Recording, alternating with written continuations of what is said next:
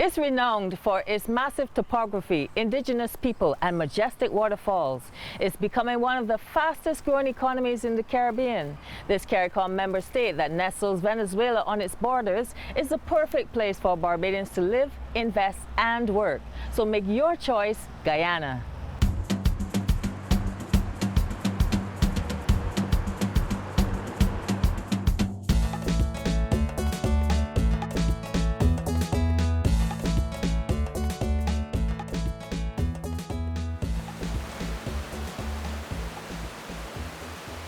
In our program, we'll talk with some Barbadians who lived and worked in Guyana and who pursued some business ventures. One such person is former Executive Director of the Barbados Chamber of Commerce and Industry, Carlos Wharton, who worked at the CARICOM Secretariat and the CARIForum Directorate. Guyana is a huge place. So, I left here with a particular, idea of what Guyana is like because my previous travels to there was isolated to Georgetown. But once I moved there and I had some time to drive around, this place is massive. And there's so many sides of Guyana. You know what I mean? If you go east to Barbados, for instance, it's totally different if you go west to the Essequibo region, or if you travel to the interior. I wanted, for instance, to get to Linden, and the drive was about 3 to 4 hours drive from Georgetown. So by the time I started to get to the beginning of Linden, I had to turn around to come back home. So that part of Guyana, I don't think people really appreciate its size. And it's overwhelming when you get there to realize how big this place really is. Living there was as simple or as easy as living in Barbados, to be honest with you. The people are friendly. The goods and services that you need to survive on a day-to-day basis are there.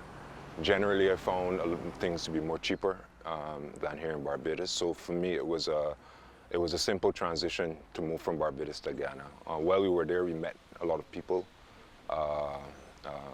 made new friends. My son in particular made a lot of new friends going to school there and doing extracurricular activities there and so on. So all in all, it was a great experience, and it is someplace that I would definitely live again if I have the chance to. The CSME is all about the free movement of goods and services. The opportunities for investment and development are endless. It is the market with the most potential in CARICOM. So for that reason alone, there will be new opportunities as the oil and gas sector develops in our country. The two economies here tend to complement each other. Guyana traditionally being an agro-based economy and Barbados being a traditionally service-based economy, I think there are lots of opportunities for Barbados as the Guyanese economy starts to develop. So for instance, there's going to be growth or anticipated growth in the tourism industry in Guyana, and I think there's a lot for Barbados to share given our position in CARICOM with respect to the provision of tourism and travel-related services. CARIFESTA allows us to appreciate the music and culture of other lands, while the cultural industries will give our musicians and artists the opportunity to see Guyana as their oasis. There will be a lot of opportunities, I think, for cultural industries. The Guyanese love Barbados' culture, particularly music, and I think there's a lot of opportunities as well, like in the audiovisual sector, where both Barbadian and Guyanese film and audiovisual producers could, map out the close relationships between Barbados and Guyana over history, And another area that is of great potential for us is that Guyana could assist us with our agro-industry sector. Guyana could feed itself and Guyana could feed the entire region.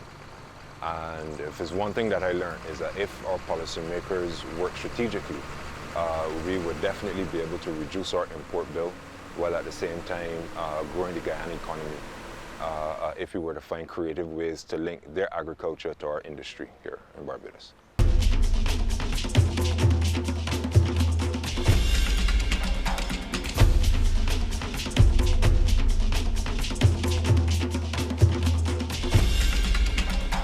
If goods are to be exported to Guyana, having good transshipment is vital, and there's one Barbadian company that has been doing this successfully.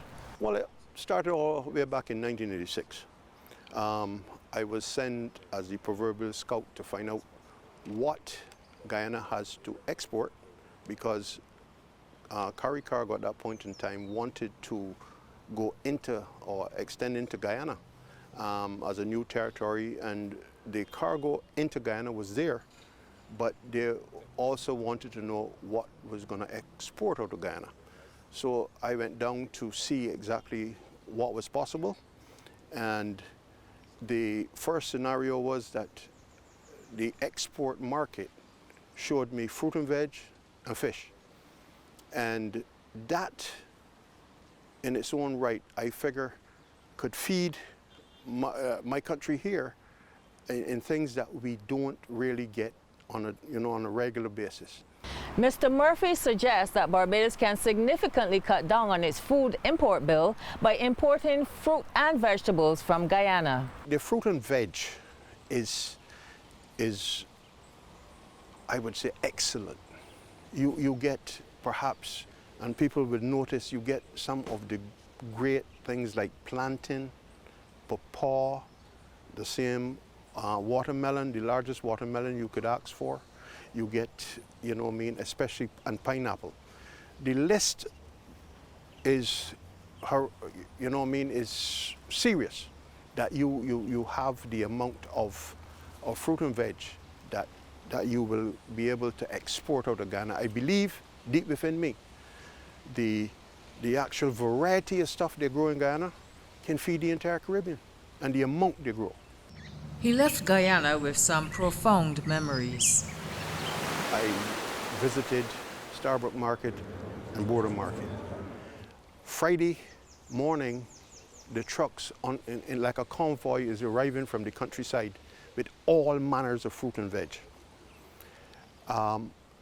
They start the display, and then I say to myself, well, this amount of stuff could feed the entire Barbados and the territories itself.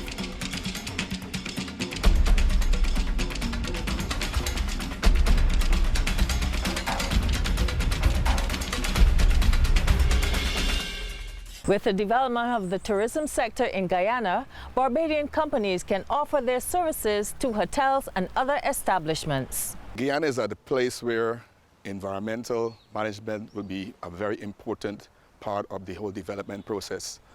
As you would have realized at this point, with the oil boom, there'll be more people going into Guyana, there'll be more hotels being built, and generally speaking, the environment has to be much more cleaner.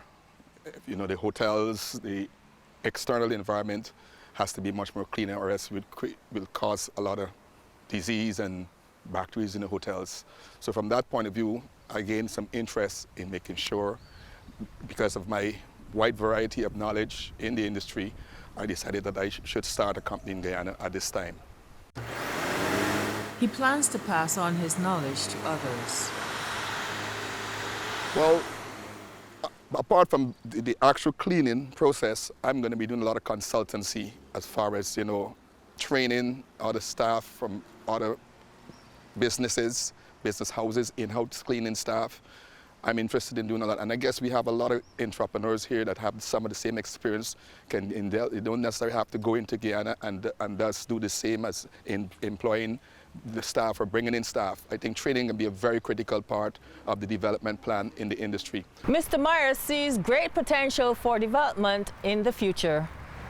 As for me as well, I see great potential for transportation, for tours. There'll be a lot of people and their families going into Guyana to visit for the first time. A lot of people go to work in the oil industry, and I think it will be great opportunities for any person that is desirous of expanding their own services from here into Guyana to do so as quickly as possible. Because at this point in time, the race is on, and a lot of big companies are presently eyeing Guyana to go into Guyana.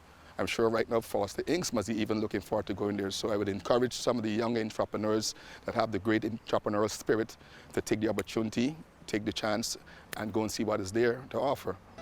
Mr. Myers was born in Guyana, and he reflected on what life was like in that country.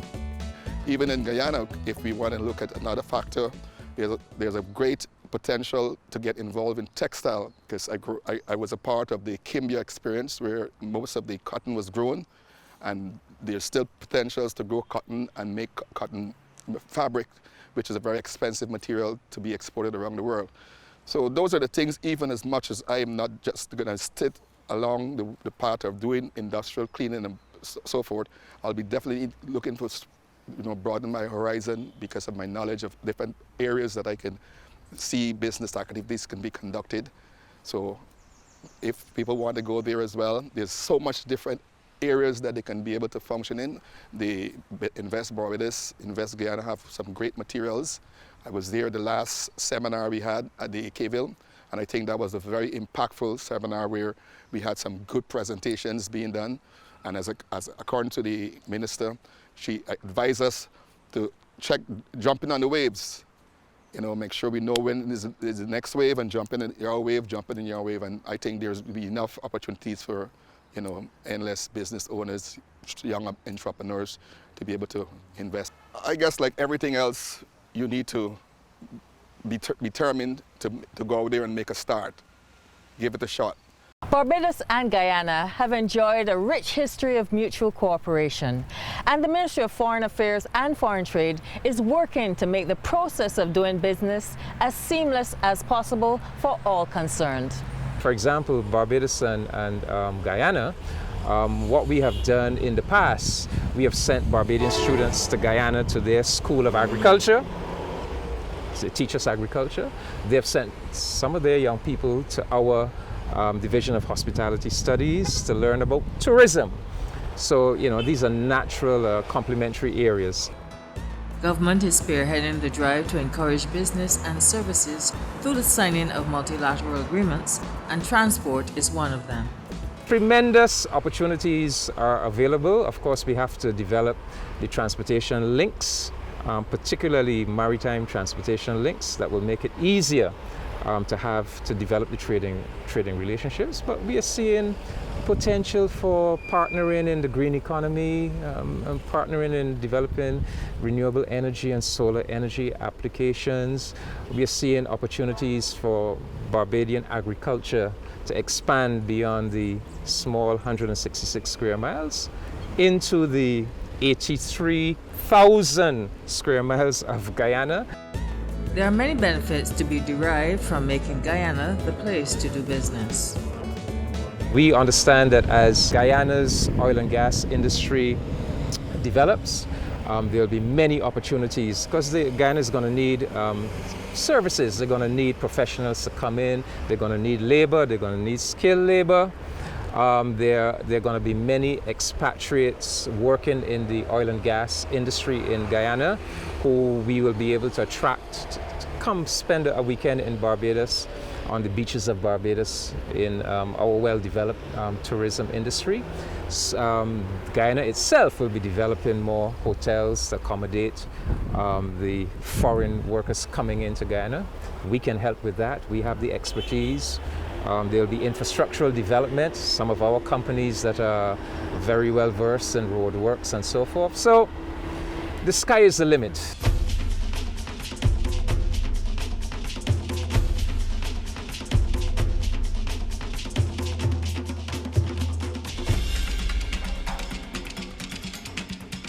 Guyana is vast, it's beautiful, and it's open for business. If you want to start a business in Guyana, please contact the Barbados Investment and Development Corporation at 427-5350.